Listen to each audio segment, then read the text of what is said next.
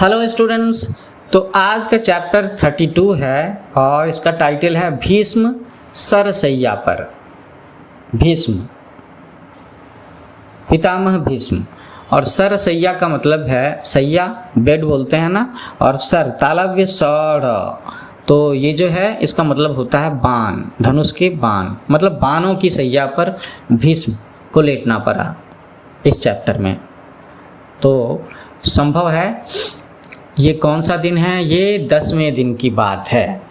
तो 10वें दिन का युद्ध शुरू हुआ। आज पांडवों ने शिखंडी को आगे किया हुआ था, वही शिखंडी जिसके बारे में कहते हैं कि वो अर्ध नारी और अर्ध पुरुष था, और भीष्म उसके ऊपर में बाण नहीं चला सकते थे, क्योंकि भीष्म ने प्रण लिया हुआ था कि वो कभी भी महिला के ऊपर में अपने शस्त्र नहीं चलाएंगे। तो आगे आगे शिखंडी और उसके पीछे अर्जुन। शिखंडी की आड़ से अर्जुन ने पितामह पर खूब सारे बाण बरसाए। शिखंडी के बाणों ने वृद्ध पितामह का वक्षस्थल बींध डाला सीने में। भीष्म ने अपने चेहरे पर जरा भी शिकन न आने दी और शिखंडी के बाणों का प्रत्युत्तर नहीं दिया। ये ध्यान देने की बात है कि शिखंडी ने भीष्म पितामह पर आक्रमण किया, तीर चलाए, लेकिन भीष्म पितामह ने शिखंडी पर कोई भी बाण बदले में नहीं चलाया।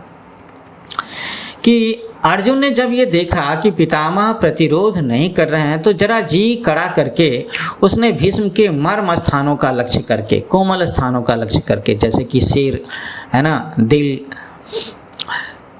ये लक्ष्य करके तीखे बाणों से बींधना शुरू कर दिया। भीष्म का सारा शरीर अर्जुन के बाणों से बींध गया, पर इतने पर भी उनका मुख मलिन नहीं हुआ, उनके चेहरे पर कोई ऐसी भावना नहीं आई। भीष्म ने अर्जुन पर शक्ति अस्त्र चलाया। अर्जुन ने उसे 3 बाणों से काट गिराया। तो अब भीष्म को यह निश्चय हो गया था कि आज का युद्ध उनका आखिरी युद्ध हो गया। इस कारण वो हाथ में ढाल तलवार लेकर के रथ से उतरने लगे। तो अर्जुन का बाण बरसाना जारी था। उसके बाणों ने पितामह के शरीर में उंगली रखने की भी जगह न छोड़ी, इतने बाण चलाए।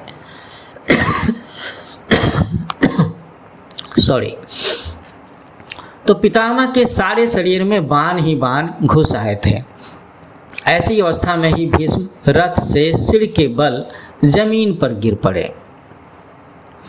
भीष्म गिर तो गए, लेकिन उनका शरीर भूमि से नहीं लगा। सारे शरीर में बाण जो लगे हुए थे वे एक तरफ से घुस करके दूसरी तरफ निकल आए थे। तो भीष्म का शरीर जमीन पर न गिर करके उन तीरों के सहारे ही ऊपर उठा रहा। पितामह अर्जुन से बोले कि बेटा अर्जुन, मेरे सिर के नीचे कोई सहारा नहीं है, वह लटक रहा है, तो कोई ठीक सा सहारा लगा दो, तकिया लगा दो। भीष्म ने ये वचन उसी अर्जुन से कहे जिसने अभी अभी प्राणहारी बाणों से, प्राण हर लेने वाले, प्राण ले लेने वाले बाणों से उनको बींध डाला था। तो भीष्म का आदेश सुनते ही अर्जुन ने अपने तरकस से 3 तेज बाण निकाले और पितामह का सिर उनकी नोक पर रखकर उनके लिए उपयुक्त तकिया बना दिया। भीष्म बोले कि हे राजागण, अर्जुन ने मेरे लिए जो सिरहाना बनाया है उसी से मैं प्रसन्न हुआ हूँ। अभी मेरा शरीर त्याग करने का उचित समय नहीं हुआ है। शरीर त्याग करना, मृत्यु को प्राप्त करना। अतः सूर्य नारायण के उत्तरायण होने तक मैं यहीं और ऐसा ही पड़ा रहूँगा। आप लोगों में से जो भी उस समय तक जीवित बचें वे आकर के मुझे देख जाएं। तो इसमें बहुत सारी बातें हैं कि भीष्म ने स्वीकार कर लिया कि भाई ठीक है, अब मैं युद्ध नहीं लड़ पाऊंगा, मैं इतना घायल हो गया हूँ, लेकिन वो अभी शरीर त्यागना भी नहीं चाहते थे। उनके हिसाब से जब सूर्य उत्तरायण होते हैं, तो सूर्य उत्तरायण कब होते हैं? 14 जनवरी को मकर संक्रांति के बाद सूर्य उत्तरायण होते हैं। कहते हैं कि ये समय शायद मृत्यु प्राप्त करने के लिए अच्छा माना जाता होगा, स्वर्ग में जाने के लिए, ऐसा कुछ यही तय किया था पितामह भीष्म ने। और उन्होंने ये भी कहा कि जब तक ये नहीं होता है, उत्तरायण नहीं हो जाता, तब तक मैं ऐसे ही पड़ा रहूँगा और अपना शरीर नहीं छोड़ूंगा।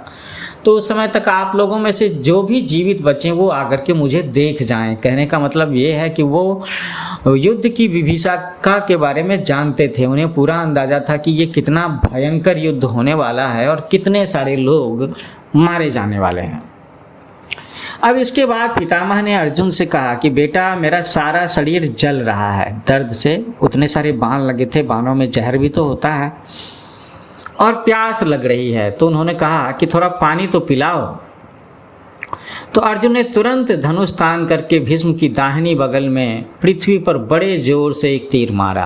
बाण पृथ्वी में घुस करके सीधे पाताल में जा लगा और उसी क्षण उस स्थल से, उस जगह से जल का एक सोता है ना, एक फव्वारा फूट पड़ा। पितामह भीष्म ने अमृत के समान मधुर और शीतल जल पी करके अपनी प्यास बुझाई। वो बहुत ही खुश और प्रसन्न दिखाई दिए। अब जब कर्ण को ये पता चला कि पितामह भीष्म घायल होकर के रण क्षेत्र में पड़े हैं, तो वह उनके पास गया और प्रणाम करके जब कर्ण उठा तो पितामह को उसके मुख पर भय की छाया सी दिखाई दी। किसके मुख पर भय की छाया दिखाई दी? कर्ण के ऊपर। तो ये देख करके भीष्म का दिल भर आया। शरीर पर लगे हुए बाणों से होने वाले कष्ट को दबा करके बोले कि बेटा तुम राधा के पुत्र नहीं, कुंती के पुत्र हो, सूर्य पुत्र। मैंने तुमसे कभी द्वेष नहीं किया, अकारण ही तुमने पांडवों से बैर रखा, इसी कारण तुम्हारे प्रति मेरा मन मलिन हुआ। तुम्हारी दान वीरता और सूरता, सूरता का मतलब है वीरता, सूरवीर बोलते हैं ना, मैं भली भांति परिचित हूँ। इसमें कोई संदेह नहीं कि सूरता में तुम कृष्ण और अर्जुन की बराबरी कर सकते हो। युद्ध कौशल में तुम पांडवों में ज्येष्ठ हो, है ना। सही बात तो यही है कि कर्ण युधिष्ठिर से भी बड़ा था, तो इस कारण तुम्हारा कर्तव्य है कि तुम उनसे मित्रता कर लो। मेरी यही इच्छा है कि युद्ध में मेरे सेनापतित्व के साथ ही पांडवों के प्रति तुम्हारे वैर भाव का भी आज ही अंत हो जाए। ये बातें भीष्म ने कहीं कर्ण से। कहने का मतलब है कि भीष्म जानते थे कि कर्ण सूत पुत्र नहीं है, कर्ण कुंती पुत्र है और युधिष्ठिर का बड़ा भाई है, और वो कर्ण के युद्ध कौशल से और उसकी दानवीरता से प्रभावित भी थे। लेकिन जब कोई आदमी लगातार किसी बुरे आदमी के साथ रहता है, जैसे कि दुर्योधन के साथ में कर्ण का रहना, तो बुराई की भावना तो मन में आ ही जाती है, असर तो होता है ना संगति का। यही बात कही भीष्म पितामह ने। तो ये सारी बातें सुनकर के कर्ण बड़ी नम्रता के साथ बोला कि पितामह मैं जानता हूँ कि मैं कुंती का पुत्र हूँ, लेकिन यह भी मुझे मालूम है कि मैं सूत पुत्र नहीं हूँ, लेकिन यह बात मुझसे नहीं हो सकती कि अब जा करके इस समय में मैं दुर्योधन का साथ छोड़ दूँ और उनके शत्रुओं से जा मिलूँ। आखिर दुर्योधन कर्ण का मित्र था ना। मेरा कर्तव्य यही है कि मैं दुर्योधन के ही पक्ष में रह करके युद्ध करूं। आप कृपया मुझे इस बात की अनुमति दें कि मैं दुर्योधन की तरफ से लड़ूं। मैंने जो कुछ किया या कहा है उसमें जितने दोष हों, गलतियां हों, उसके लिए मुझे क्षमा कर दें। तो वो कर्ण भीष्म से माफ़ी भी मांग रहे हैं। तो कर्ण का कथन भीष्म बड़े ध्यान से सुनते रहे। उसके बाद बोले कि जो तुम्हारी इच्छा हो वही करो। भीष्म पितामह से आशीर्वाद लेकर के कर्ण बहुत प्रसन्न हुआ और रथ पर चढ़ करके युद्ध क्षेत्र में जा पहुंचा। कर्ण को, अपने मित्र को देखते ही दुर्योधन आनंद के मारे फूल उठा।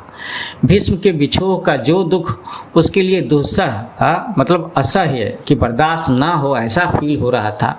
अब कर्ण के आ जाने पर किसी तरह उसे भूल जाना उसके लिए संभव मालूम होने लगा। दुर्योधन और कर्ण इस बारे में सोच विचार करने लगे कि अब सेनापति किसे बनाया जाए। तो रीति से, नीति के हिसाब से, नियम के हिसाब से सीनियर जो हैं, तो द्रोणाचार्य उन सब लोगों में से सीनियर थे, तो उन्हीं का सेनापति पद पर अभिषेक हुआ। द्रोणाचार्य ने 5 दिनों तक कौरवों की सेना का संचालन करते हुए घोर युद्ध किया। यद्यपि उम्र में वो बूढ़े थे, फिर भी वो गुरु थे। उन्होंने ही तो कौरवों पांडवों को युद्ध कला सिखाई थी, बाण चलाना, ये सारी चीज़ें। तो उन्होंने घोर युद्ध किया। फिर भी सात्यकी, भीम, अर्जुन, धृष्टद्युम्न, अभिमन्यु, द्रुपद, काशीराज आदि सुविख्यात वीरों के विरुद्ध द्रोणाचार्य अकेले ही भिड़ जाते थे और एक एक को खदेड़ देते थे। इतने श्रेष्ठ थे वो युद्ध कला में। तो 5 दिन तक उनके हाथों पांडवों की सेना बहुत सताई गई। आचार्य द्रोण ने पांडव सेना की नाक में दम कर दिया।